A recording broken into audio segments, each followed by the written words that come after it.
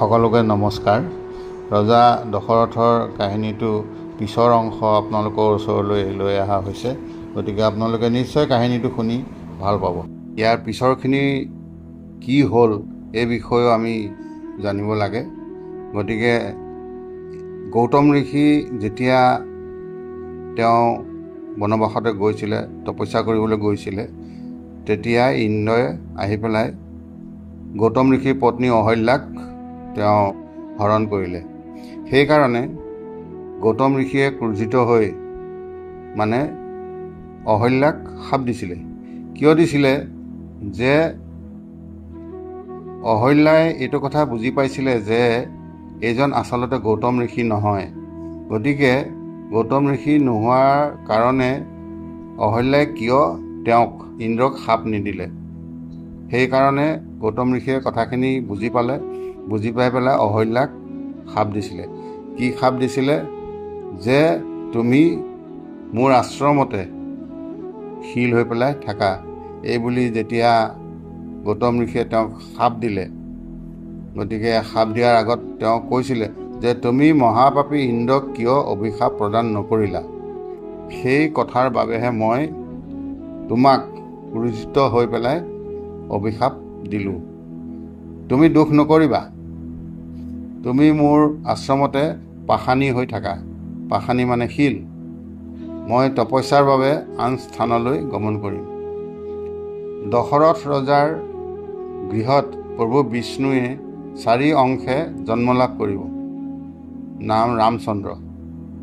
বিষ্ণুৰ পূৰ্ণ অৱতাৰ প্ৰভু ৰামে ইয়ালৈ আহি তোমাৰ শিলৰ মূৰ্তিত ভৰিৰে স্পৰ্শ কৰিলে তুমি পুনৰ মানৱী ৰূপ ধাৰণ কৰিব পাৰিবা, আৰু মই সেই সময়ত আহি তোমাক পুনৰ গ্ৰহণ কৰিম।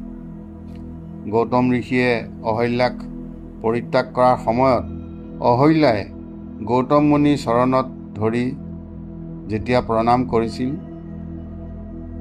মুনিৰ অভিশাপৰ ফলত প্ৰণাম কৰা ভংগীতেই অহল্যা সুন্দৰী পাশানী হৈ শিল হৈ ৰৈছিল। সেই কথা বিশ্বামিত্ৰ মুনিয়ে দিব্য জ্ঞানে জানিছিল। অভিশপ্তা অহল্যাৰ পাপমোচন কৰিবলৈ বিশ্বামিত্ৰই ৰাম লক্ষ্মণক গৌতম মুনিৰ আশ্ৰমলৈ নিছিল। ৰামচন্দ্ৰক অহল্যাৰ পূৰ্বৰ কথা বৰ্ণনা কৰি ৰামৰ ভৰিৰে অহল্যাৰ শিলৰ মূৰ্তিটো মূৰত ভৰি ৰাখিবলৈ দিছিল। ৰামচন্দ্ৰই অহল্যাৰ শিলামূৰ্তিত ভৰি ৰখাৰ লগে লগে অহল্যা পাশানীৰ পৰা শিলৰ পৰা মানৱী হৈছিল। গৌতম মুনিয়ে এই কথাটো তেওঁ তপস্যাত থাকোঁতে গম পাইছিলে, আৰু গৌতম মুনিয়ে সেই কথা জানি পুনৰ অহল্যাক আহি পেলাই তেওঁ গ্ৰহণ কৰিলে। ৰামৰ চৰণ স্পৰ্শ কৰি অহল্যা পাপমুক্ত হোৱাৰ পাছতে তেওঁৰ পৰা বিদায় লৈ বিশ্বামিত্ৰই ৰাম লক্ষ্মণক লগত লৈ মিথিলা নগৰত উপস্থিত হৈছিল। তাতে জনক ৰজাই বিশ্বামিত্ৰ আৰু ৰাম লক্ষ্মণক দেখি বৰকৈ সমাদৰ কৰিছিল। যি সময়ত বিশ্বামিত্ৰক জনক ৰজাৰ ৰাজধানীত উপস্থিত হৈছিল, সেই সময়ত জনক ৰজাই সীতাৰ স্বয়ম্বৰ সভা পাতিছিল। সেই সভাৰ মাজত হৰধনু ৰখা হৈছিল। সেই সভাৰ পৃথিৱীৰ বহু দেশৰ ৰজা মহাৰজা আৰু ৰাজকুমাৰ উপস্থিত আছিল। ৰাজৰ্ষি জনকে সকলোকে যথাযোগ্যে আসনত বহিবলৈ দিছিল। ৰাম লক্ষ্মণ বিশ্বামিত্ৰৰ সৈতে ঋষিসকলৰ বাবে ৰখা আসনত বহিছিল, আৰু যথাসময়ত সভাত উপস্থিত থকাসকলক উদ্দেশ্য কৰি ৰজা জনকে কৈছিল, এই সভাৰ উপস্থিত থকা সকলক উদ্দেশ্যি কৈছিল, এই হৰধনু গুণ লগাই মাজতে দ্বিখণ্ডিত কৰিব যিয়ে পাৰিব, মোৰ অতি মৰমৰ লক্ষ্মী স্বৰূপা কন্যা জানকীয়ে সেইজনকে স্বামীবৰণ কৰিব। এই শুভ কামৰ বাবে সকলোৱে চেষ্টা কৰক। ৰাজৰ্ষি জনকৰ কথামতে বিভিন্ন দেশৰ ৰজা মহাৰজা আৰু ৰাজকুমাৰে নিজৰ নিজৰ পৰিচয় প্ৰদান কৰি এজন এজনকৈ হৰধনু ভাঙিবলৈ গৈছিল। কিন্তু হৰধনু ভাঙা দূৰৰে কথা, ইমানেই ডাঙৰ আছিল যে সেই ধনু ভঙা কোনো ৰজা মহাৰজাই সাধ্য হোৱা নাছিল। সেই ধনুখন ভাঙিবৰ কাৰণে তেওঁলোকে অশেষ চেষ্টা কৰিছিল, কিন্তু কোনো ৰজা মহাৰজাই সেই ধনুখন দাঙিব নোৱাৰিলে। সেই লাজতে তেওঁলোকে বহুতে স্বয়ম্বৰৰ পৰা পৰিত্যাগ কৰি নিজ নিজ ৰাজ্যলৈ গমন কৰিছিল। তেতিয়া বিশ্বামিত্ৰই সভাত উপস্থিত থকা সকলোৰে আগত ৰাম লক্ষ্মণৰ পৰিচয় প্ৰদান কৰিছিল আৰু ৰামক হৰধনু ভাঙিবলৈ আদেশ দিছিল। ৰামচন্দ্ৰই বিশ্বামিত্ৰ মুনিৰ চৰণত প্ৰণাম জনাই ধনুৰ কাষলৈ আগবাঢ়ি গৈছিল।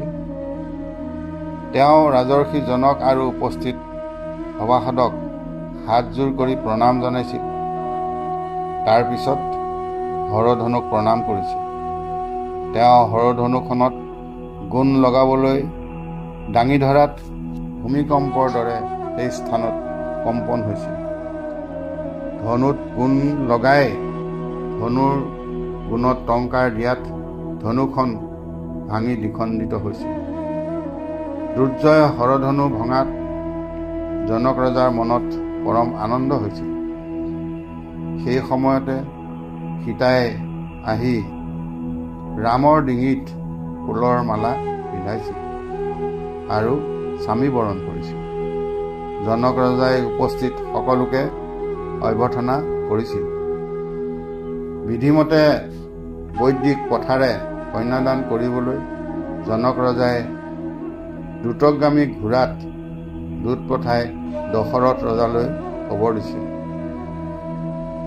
আৰু যথাসময়ত দশৰথ ৰজাই ভৰত শত্ৰুঘ্ন মন্ত্ৰী পাৰিষদ আৰু বিপুল সৈন্য লৈ মিথিলা নগৰত উপস্থিত হৈছিল। জনক ৰজাই দশৰথ ৰজা আৰু তেওঁৰ ৰাজ্যৰ সকলোকে যথাযোগ্যে সন্মান জনাই আদৰি নিছিল। যথাসময়ত জনক ৰজাই সীতাক ৰামৰ হাতত সম্পাদন কৰিছিল। জনক ৰজাৰ আনজনী জীয়েক উৰ্মিলাক লক্ষ্মণলৈ বিবাহ দিছিল। জনক ৰজাৰ ভাতৃ কুশধ্বজৰ কন্যা মণ্ডবী আৰু শ্ৰুতকীৰ্তিক ভৰত আৰু শত্ৰুঘ্নলৈ বিবাহ দিছিল। দশৰথ ৰজাৰ 4 পুত্ৰলৈ জনক আৰু কুশধ্বজৰ 4 কন্যাক মহাসমাৰোহেৰে সম্পাদন কৰি জনক ৰজাই যৌতুক আদি হাতী ঘোঁৰা সকলোবোৰ ৰথ ৰথি পঠাইছিল। যথাসময়ত দশৰথ ৰজাই 4 পুত্ৰ আৰু 4 বোৱাৰীৰ সৈতে জনক ৰজা আৰু কুশধ্বজৰ পৰা বিদায় লৈ পুনৰ নিজ ৰাজ্য অযোধ্যালৈ গমন কৰিছিল। আটায়ে আনন্দ উৎসৱ কৰি অযোধ্যালৈ গৈ থকা সময়ত পৰশুৰামে দশৰথ ৰজাক আগভেটি ধৰি ক্ৰোধভাৱে কৈছিল, তোমাৰ পুত্ৰ ৰামে হৰধনু ভংগ কৰি বৰ যশস্যা লাভ কৰা বুলি ভাবিছা নেকি?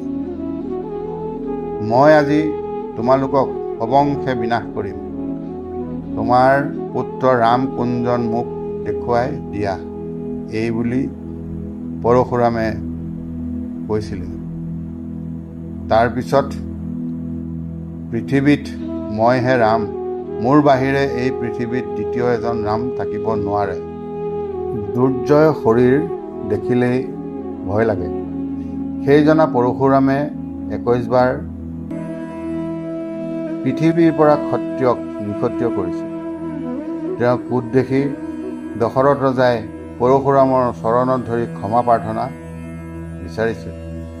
পৰশুৰামে তেতিয়া কৈছিল, তোমাৰ পুত্ৰ ৰাম কুঞ্জন মোৰ হাতত এইখন বিষ্ণু প্ৰদত্ত বিষ্ণু ধনু আছে।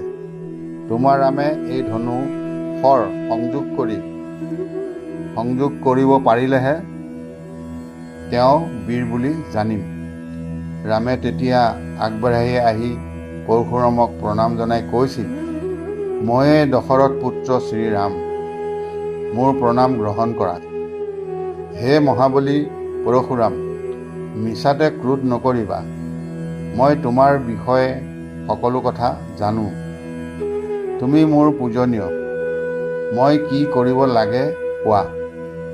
পৰশুৰামে তেতিয়া বিষ্ণু ধনু আগবঢ়াই দি ৰামক কৈছিল, তুমি সামান্য বালক। তুমি যিখন হৰধনু দ্বিখণ্ডিত কৰিলা, সেই ধনু অতি পুৰণি ধনু। মোৰ এই ধনুত গুণ সংযোগ কৰিলেহে তোমাৰ শক্তি পৰিচয় পাম। লোৱা এই ধনু, এই বুলি ধনুখন ৰামলৈ আগবঢ়াই দিয়ে। গুণ লগোৱা আৰু বিষ্ণু ধনুত বিষ্ণুৰ শক্তি আছিল। সেই ধনুৰ তেজৰ বলৰ পৰশুৰামে ক্ষত্ৰিয়ক বধ কৰিছিল।